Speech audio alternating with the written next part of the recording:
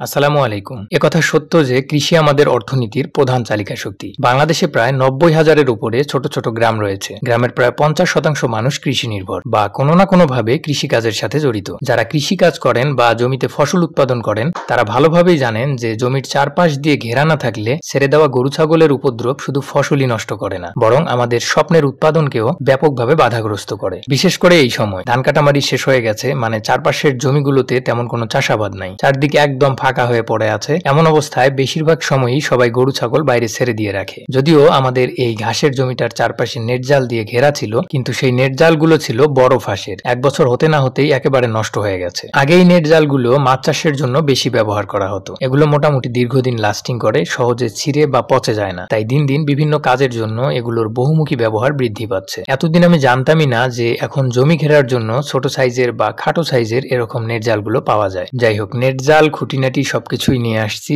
পুরনো এই ঘাসের জমিটা আজ নতুন করে ঘিরে ফেলবো ইনশাআল্লাহ। এখানে মাত্র ৫ শতক জায়গা। এক পাশে পুরনো একটা জাল আছে, বাকি জায়গাটা প্রায় ১০০ হাতের মতো। দোকানদার বলছিল যে এখানে নাকি ১০০ হাত জাল আছে। এক থান বা এই এক প্যাকেট নেট হলেই নাকি আমাদের হয়ে যাবে। শুরু থেকেই আমার একটু সন্দেহ ছিল, তাই জালটা ছড়িয়ে দিলাম। দেখেন কি অবস্থা, এখনো প্রায় ৩০ হাত বাকি। তার মানে এখানে মাত্র ৬০ হাত বা ৫০ ফিটের মতো জাল আছে। কাজে ধরে কাজের মাঝখানে এরকম সমস্যা হলে কেমনটা লাগে বলেন। তার উপর আমাদের স্থানীয় বাজারেই নেট জালগুলো পাওয়া যায় না। মানে এই ভর দুপুরে এখন ৭ কিলো পাড়ি দিয়ে যেতে হবে শহরে। পথিমধ্যে দুর্ঘটনার একজন রোগী বিদ্যুৎ স্পর্শে মারাত্মকভাবে আহত হয়েছিলেন। আল্লাহর রহমতে এখন একটু সুস্থ, তবে তার দ্রুত চিকিৎসা দরকার, তাই হসপিটালে নিয়ে যাওয়া হচ্ছে। দৈনন্দিন জীবনে বিদ্যুতের ব্যবহার অস্বীকার করার কোনো উপায় নেই, কিন্তু বিদ্যুৎ স্পর্শের দুর্ঘটনাগুলো খুবই মারাত্মক। এ ব্যাপারে আমাদের আরো সতর্ক ও সচেতন হওয়া দরকার। এদিকে ভেজালে ভরে গেছে চারপাশ, মন্দর ভিড়ে ভালোটা খুঁজে পাওয়া মুশকিল। আগের জালটা কিনে ঠকে গেছি, সেই সাথে সেই দিন আমও কিনে যা তা অবস্থা। মানে বাড়িতে নিয়ে দেখি আটি পাকে নাই, সেই আমগুলোকে কেমিক্যাল দিয়ে পাকানো হয়েছে। মুখে দেওয়ার মতো অবস্থা নাই। অথচ দেওয়ার সময় দোকানদার ১০০% গ্যারান্টি দিয়ে আমগুলো দিয়েছিল। বাড়ি থেকে অবশ্য আমগুলো ফেরত নিয়ে আসতে বলছিল, কিন্তু পরে কি ভেবে আর নিয়ে আসা হয় নাই। আজকের জালটা নিলাম অন্য একটা দোকান থেকে। আগের জালটা নিছিল ৬৫০ টাকা, আর এখন এটা ৮৫০ টাকা। তবে ওইটার থেকে এইটা বেশ ভালো ও বড় মনে হচ্ছে। তবে বাজারে এসে মনে হলো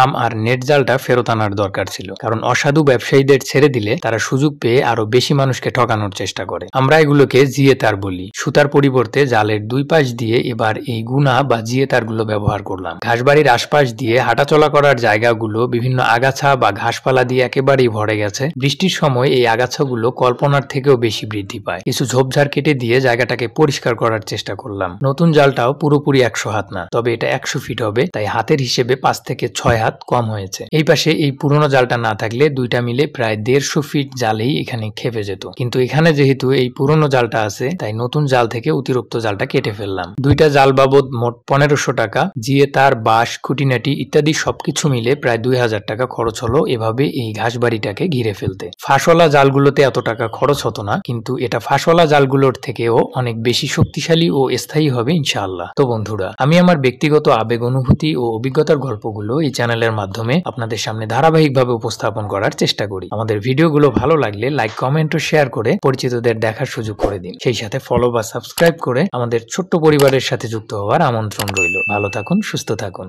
আল্লাহ হাফেজ।